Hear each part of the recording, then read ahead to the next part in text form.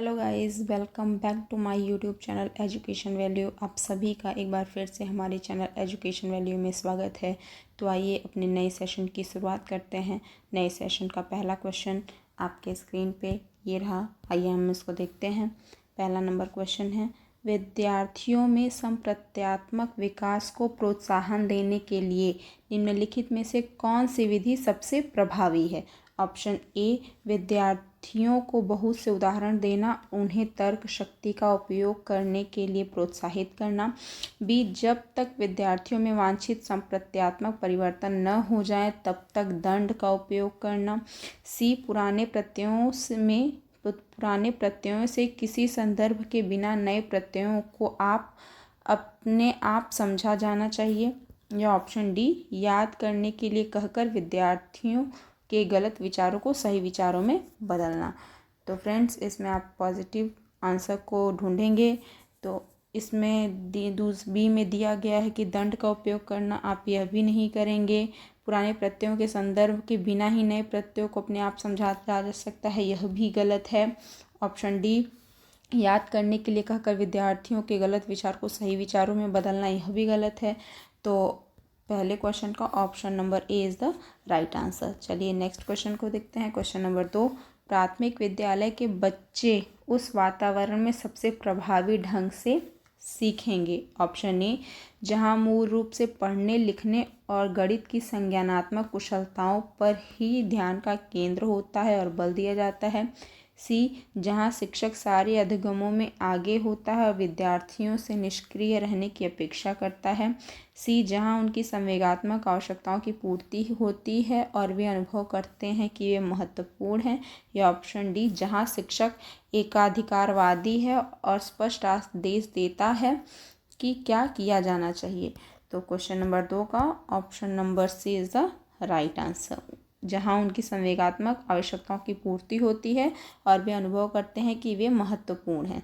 चलिए next question 3 को देखते हैं हम लोग। एक बच्चा खिड़की के सामने एक कौवे को उड़ता देखता है और कहता है, एक पक्षी। इससे बच्चे के विचार में क्या पता चलता है बच्चे के विचार के बारे में क्या पता चलता है। ऑप्शन ए, बच्चे की स्मृतियां पहले से भंडारित होती हैं। ऑप्शन बी, बच्चे में पक्षी का प्रत्यय विकसित हो चुका है।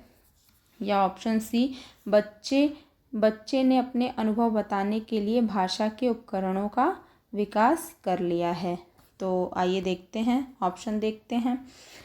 ऑप्शन है ए, बी और सी, बी केवल बी, सी ए और बी, या डी बी और सी।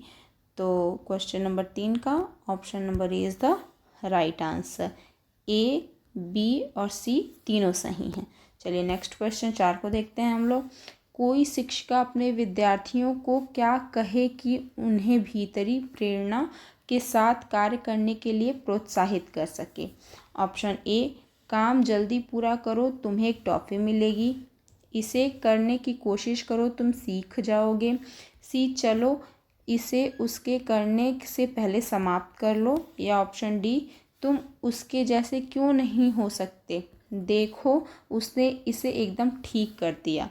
तो क्वेश्चन नंबर 4 का option number B is the right answer. इसे करने की कोशिश करो, तुम सीख जाओगे। चलिए नेक्स्ट क्वेश्चन नंबर 5 को हम लोग देखते हैं। कोई शिक्षिका अपने विद्यार्थियों को अध्ययन करने हेतु आंतरिक रूप से उत्प्रेरित करने के लिए कैसे प्रोत्साहित कर सकती है।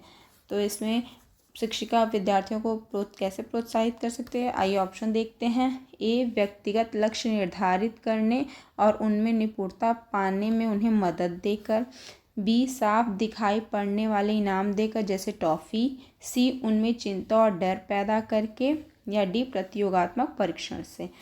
तो क्वेश्चन नंबर 5 का option number A is the right answer. चलिए नेक्स्ट क्वेश्चन 6 को हम लोग देखते हैं। किसी प्रारंभिक कक्षा में प्रभावशाली शिक्षक का उद्देश्य विद्यार्थियों को उत्प्रेरित करना होगा। ऑप्शन ए, दंडात्मक उपयोगों का प्रयोग करके जिससे वे शिक्षक का सम्मान करें। बी, ऐसे काम करने के लिए जिससे परीक्षा के अंत में वे अच्छे अंक पा सके। सी, सीखने के लिए जिससे वे जिज्ञासु बने और सीखने के लिए ही सीखना पसंद करें। या डी रटकर याद करने के लिए जिससे वे प्रत्यास्मरण करने में अच्छे बने। तो क्वेश्चन नंबर 6 का option number C is the right answer. सीखने के लिए जिससे वे जिज्ञासु बने और सीखने के लिए ही सीखना पसंद करें। चलिए नेक्स्ट क्वेश्चन 7 को हम लोग देखते हैं। निम्नलिखित में से कौन सा उदाहरण प्रभावशाली विद्यालय की प्रथा का है? ऑप्शन ए व्यक्ति सापेक्ष अधिगम, बी प्रतियोगितात्मक कक्षा, सी निरंतर तुलनात्मक मूल्यांकन, या डी शारीरिक दंड। तो क्वेश्चन नंबर 7 का option number is the right answer. चलिए नेक्स्ट क्वेश्चन नंबर 8 को हम लोग देखते हैं। विकास का सिरह पदाभिमुख दिशा सिद्धांत व्याख्या करता है कि विकास इस प्रकार आगे बढ़ता है। ए सिर से पैर की ओर, बी ग्रामीण से शहरी क्षेत्रों की ओर, सी सामान्य से विशिष्ट की ओर, या डी भिन्न से एकित कार्यों की ओर। तो क्वेश्चन नंबर 8 का option number A is the right answer. सिर से पैर की ओर बढ़ता है। चलिए नेक्स्ट क्वेश्चन नंबर 9। भाषा विकास के लिए सबसे संवेदनशील समय निम्नलिखित में से कौन सा है? ए वयस्कावस्था, बी प्रारंभिक बचपन का समय, सी जन्म पूर्व का समय, या डी मध्य बचपन का समय। तो क्वेश्चन नंबर 9 का option number B is the right answer, प्रारंभिक बचपन का समय। नेक्स्ट क्वेश्चन 10 को देखते हैं हम लोग। चलिए, 1 वर्ष की लड़की खेल कूद में असाधारण योग्यता का प्रदर्शन करती है। उसके माता पिता दोनों ही खिलाड़ी हैं। उसे नृत्य प्रशिक्षण प्राप्त करने भेजते हैं और सप्ताहांत उसे प्रशिक्षण देते हैं। बहुत संभव है कि उसकी क्षमताएं निम्नलिखित दोनों के बीच परस्पर प्रतिक्रिया का परिणाम होगी। ए स्वास्थ्य प्रशिक्षण, बी अनुशासन और पौष्टिकता, सी अनुवांशिकता और पर्यावरण, या डी वृद्धि और विकास। तो क्वेश्चन नंबर 10 का option number C is the right answer, अनुवांशिकता और पर्यावरण। चलिए नेक्स्ट क्वेश्चन नंबर 11 को हम लोग देखते हैं। निम्नलिखित में से कौन सा सामाजिकरण के गौड़वाहक हो सकते हैं? सामाजिकरण के गौड़वाहक कौन कौन से हैं, आइए हम लोग देखते हैं। ऑप्शन ए विद्यालय और निकटतम परिवार के सदस्य, बी परिवार और रिश्तेदार, सी परिवार और पास पड़ोस, या डी विद्यालय और पास पड़ोस। तो क्वेश्चन नंबर 11 का option number D is the correct answer, विद्यालय और पास पड़ोस। क्वेश्चन नंबर 12 को हम लोग देखते हैं। ले वाइगॉत्स्की के अनुसार संज्ञानात्मक विकास का मूल कारण है? ए मानसिक प्रारूपों कोष्टक में स्कीमा का समायोजन, यह स्कीमा है, आप सही कर लीजिएगा इसको। बी उद्दीपक अनुक्रिया युग्मन, सी संतुलन, या डी सामाजिक अन्योन क्रिया। तो क्वेश्चन 12 का option number D is the right answer, सामाजिक अन्योन क्रिया। चलिए नेक्स्ट क्वेश्चन 13 को हम लोग देखते हैं। किसी बच्चे का दिया गया विशिष्ट उत्तर कोहलबर्ग के नैतिक के सोपानों की विषय वस्तु के किस सोपान के अंतर्गत आएगा? यदि आप ईमानदार हैं तो आपके माता पिता आप पर गर्व करेंगे, इसलिए आपको ईमानदार रहना चाहिए। ऑप्शन ए अच्छी लड़की अच्छा लड़का अनुकूलन, बी कानून और व्यवस्था अनुकूलन, सी दंड आज्ञाकारिता अनुकूलन, या डी सामाजिक संकुचन अनुकूलन। तो क्वेश्चन नंबर 13 का option number A is the right answer, अच्छी लड़की अच्छा लड़का अनुकूलन। नेक्स्ट क्वेश्चन 14 को हम लोग देखते हैं। जीन पियाजे के अनुसार अधिगम के निम्नलिखित में से क्या आवश्यक है? ए ईश्वरीय न्याय पर विश्वास, बी शिक्षकों और माता पिता द्वारा पुनर्बलन, सी शिक्षार्थी के द्वारा पर्यावरण की सक्रिय खोजबीन, या डी वयस्कों के व्यवहार का अवलोकन। तो क्वेश्चन नंबर 14 का option number C is the right answer, शिक्षार्थी के द्वारा पर्यावरण की सक्रिय खोजबीन। चलिए नेक्स्ट क्वेश्चन नंबर 15 को हम लोग देखते हैं। जीन पियाजे के अनुसार प्रारूप कोष्टक में स्कीमा निर्माण वर्तमान योजनाओं के अनुरूप बनाने हेतु नवीन जानकारी में संशोधन और नवीन जानकारी के आधार पर पुरानी योजनाओं में संशोधन के परिणाम के रूप में घटित होता है। इन दो प्रक्रियाओं को जाना जाता है। ऑप्शन ए सामीकरण और संशोधन के रूप में, बी समावेशन और समायोजन के रूप में, सी समायोजन और अनुकूलन के रूप में, डी समावेशन और अनुकूलन के रूप में। तो क्वेश्चन नंबर 15 का option number B is the correct answer, समावेशन और समायोजन के रूप में देखते हैं। चलिए नेक्स्ट क्वेश्चन नंबर 16 को देखें हम लोग। किसी प्रगतिशील कक्षा की व्यवस्था में शिक्षक एक ऐसे वातावरण को उपलब्ध कराकर अधिगम को सुगम बनाता है जो ऑप्शन ए समावेशन को हतोत्साहित करता है, बी आवृत्ति को बढ़ावा देता है, सी खोज को प्रोत्साहन देता है, या डी नियामक है।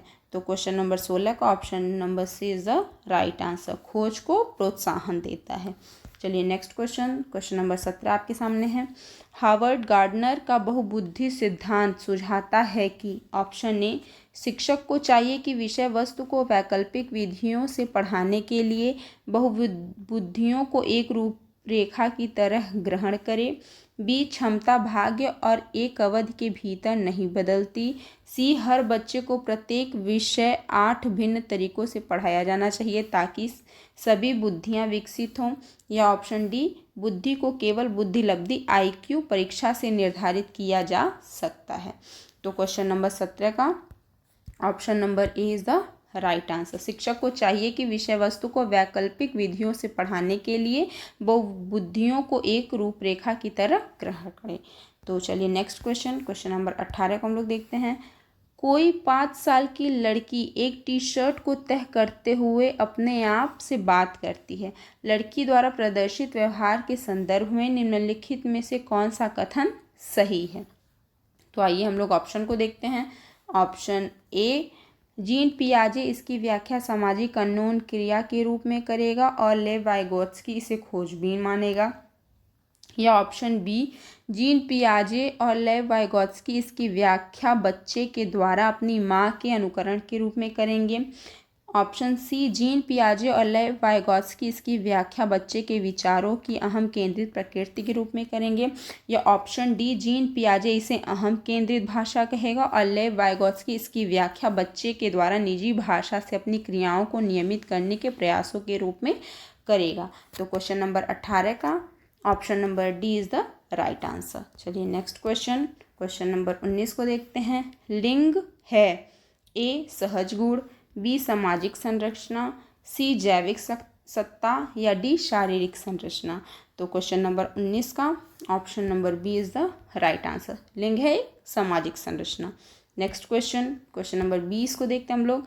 लेव वाइगोत्स्की के समाज संरचना सिद्धांत में दृढ़ विश्वास रखने वाले शिक्षक के नाते आप अपने बच्चों के आकलन के लिए निम्नलिखित में से कौन सी विधि को वरीयता देंगे? ऑप्शन ए तथ्यों पर आधारित प्रत्यास्मरण के प्रश्न, बी वस्तुपरक बहुविकल्पीय प्रश्न के प्रकार, सी सहयोगी प्रोजेक्ट, या डी मानकीकृत। तो इसमें से क्या करेंगे आप? तो क्वेश्चन नंबर 20 का option number C is the right answer, सहयोगी प्रोजेक्ट। तो चलिए नेक्स्ट क्वेश्चन नंबर 21 को हम लोग देखते हैं। अपनी कक्षा के व्यक्तिगत विभिन्नताओं से निपटने के लिए शिक्षक को चाहिए कि ए बच्चों से बातचीत करे और उनके दृष्टिकोण को महत्व दे, बी विद्यार्थियों के लिए कठोर नियमों को लागू करें, सी शिक्षण और आकलन के समान और मानक तरीके हों, या डी बच्चों को उनके अंकों के आधार पर अलग कर उनको नामित करें। तो क्वेश्चन नंबर 21 का option number A is the right answer, बच्चों से बातचीत करें और उनके दृष्टिकोण को महत्व दें। चलिए नेक्स्ट क्वेश्चन नंबर 22 आपके सामने है। आकलन उद्देश्यपूर्ण होता है यदि ऑप्शन ए यह केवल एक बार वर्ष के अंत में हो, बी विद्यार्थियों की उपलब्धियों में अंतर करने हेतु तुलनात्मक मूल्यांकन किए जाएं, सी इससे विद्यार्थियों में भय और तनाव का संचार हो, या डी इससे विद्यार्थियों और शिक्षकों को प्रतिपुष्टि कोष्ठक में फीडबैक प्राप्त हो। तो क्वेश्चन नंबर 22 का option number D is the right answer, इससे विद्यार्थियों और शिक्षकों को प्रतिपुष्टि फीडबैक कोष्ठक में फीडबैक प्राप्त हो। चलिए नेक्स्ट क्वेश्चन नंबर 23 को हम लोग देखते हैं। राष्ट्रीय पाठ्य चर्चा की रूपरेखा कोष्ठक में NCF 2005 के अनुसार शिक्षक की भूमिका है ए अनुमतिपरक, बी सुविधादाता, सी सत्तावादी, या डी अधिनायकीय। तो क्वेश्चन नंबर 23 का option number B is the correct answer, एक सुविधादाता के रूप में एक शिक्षक की भूमिका है। चलिए नेक्स्ट क्वेश्चन नंबर 24 को हम लोग देखते हैं। क्वेश्चन नंबर 24 आपकी स्क्रीन पे है। अनुसंधान सुझाते हैं कि एक विविध कक्षा में अपने विद्यार्थियों से शिक्षा की अपेक्षाएं विद्यार्थियों के अधिगम ऑप्शन ए के साथ संबंधित नहीं जानी चाहिए, बी पर कोई प्रभाव नहीं छोड़ती, सी पर महत्वपूर्ण प्रभाव छोड़ती है, या डी एकमात्र निर्धारक होती है। तो क्वेश्चन नंबर 24 का option number C is the right answer. एक महत्वपूर्ण प्रभाव छोड़ती है, शिक्षिका की अपेक्षा विद्यार्थियों के अधिगम पर एक महत्वपूर्ण प्रभाव छोड़ती है। तो आइए नेक्स्ट क्वेश्चन को देखते हैं। क्वेश्चन नंबर 25, विशेष आवश्यकता वाले बच्चों को शामिल करना ऑप्शन ए विद्यालयों पर भार बढ़ा देगा, बी शिक्षण के प्रति दृष्टिकोण विषय वस्तु और धारणा परिवर्तन की अपेक्षा रखता है, सी एक काल्पनिक लक्ष्य है, या डी जिनमें अक्षमता न हो उन बच्चों के लिए हानिकारक है। तो क्वेश्चन नंबर 25 का option number B is the right answer. चलिए नेक्स्ट क्वेश्चन नंबर 26 को हम लोग देखते हैं।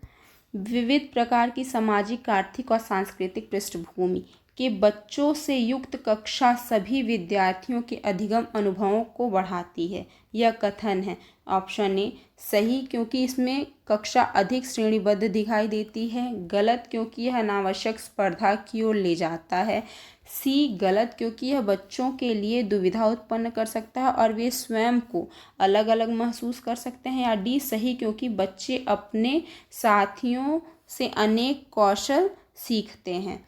तो क्वेश्चन नंबर 26 का option number D is the right answer. सही क्योंकि वह बच्चे अपने साथियों के साथ अनेक कौशल सीखते हैं।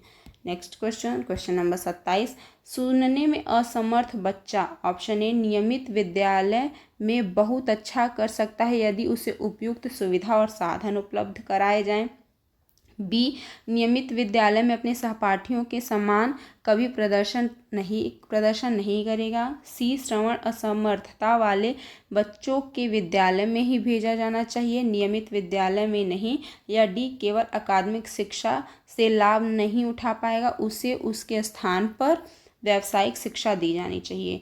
तो क्वेश्चन नंबर 27 का option number A is the right answer. नियमित विद्यालय में बहुत अच्छा कर सकता है यदि उसे उपयुक्त सुविधा और साधन उपलब्ध कराए जाएं। तो चलिए नेक्स्ट क्वेश्चन नंबर 28 को हम लोग देखते हैं। निम्नलिखित में से कौन सी विशेषता प्रतिभावान शिक्षार्थी की है? एक प्रतिभाशाली या प्रतिभावान शिक्षार्थी की विशेषता कौन सी है, इसमें से आपको बताना है। तो आइए ऑप्शन देखते हैं। वह बहुत ही तुनक मिजाज हो, वह रस्मी व्यवहार करता है जैसे हाथ थपथपाना, डोलना आदि, वह आक्रामक और कुंठित हो जाता है, या डी यदि कक्षा की गतिविधियां अधिक चुनौतीपूर्ण नहीं होती हैं तो वह कम प्रेरित अनुभव करता है और ऊब जाता है। तो क्वेश्चन नंबर 28 का option number D is the correct answer. वह अधिक चुनौतीपूर्ण अगर कक्षा नहीं होती है तो वह कम प्रेरित अनुभव करता है और ऊब जाता है। चलिए नेक्स्ट क्वेश्चन नंबर 29 को हम लोग देखते हैं। एक शिक्षिका अपनी प्राथमिक कक्षा में प्रभावी अधिगम को बढ़ा सकती है। ऑप्शन ए अपने विद्यार्थियों में प्रतियोगिता को प्रोत्साहन देकर, बी विषय वस्तु को विद्यार्थियों के जीवन के साथ संबंधित करके, सी अधिगम में छोटी छोटी उपलब्धियों के लिए पुरस्कार देकर, या डी ड्रिल और अभ्यास के दौरान। तो क्वेश्चन नंबर 29 का option number B is the correct answer. विषय वस्तु को विद्यार्थियों के जीवन के साथ संबंधित करके। चलिए हम अपने नेक्स्ट और लास्ट क्वेश्चन को देखते हैं। क्वेश्चन नंबर 30 आपकी स्क्रीन पे है। बच्चों के बारे में निम्नलिखित कथनों में से कौन से सही हैं? ऑप्शन ए बच्चे जानकारी के निष्क्रिय प्राप्त करता है, ऑप्शन बी बच्चे समस्या समाधान करता है, ऑप्शन सी बच्चे वैज्ञानिक शोध करता है, या डी बच्चे पर्यावरण के सक्रिय अन्वेषक हैं। तो क्वेश्चन नंबर 30 का option number D is the correct answer. बच्चे समस्या समाधान करता है, बच्चे वैज्ञानिक शोध करता है और बच्चे पर्यावरण के सक्रिय अन्वेषक हैं। तो इसी के साथ आप हमें अपने कमेंट के माध्यम से ज़रूर बताइए कि आपको ये क्लास कैसी लगी, और इस क्लास को अधिक से अधिक और लोगों के पास शेयर करिए, लाइक करिए, हमारे चैनल को ज़रूर से ज़रूर सब्सक्राइब करिए तो इसी के साथ मिलते हैं अपने नेक्स्ट सेशन में नए क्वेश्चन के साथ। तब तक के लिए टेक केयर, थैंक यू।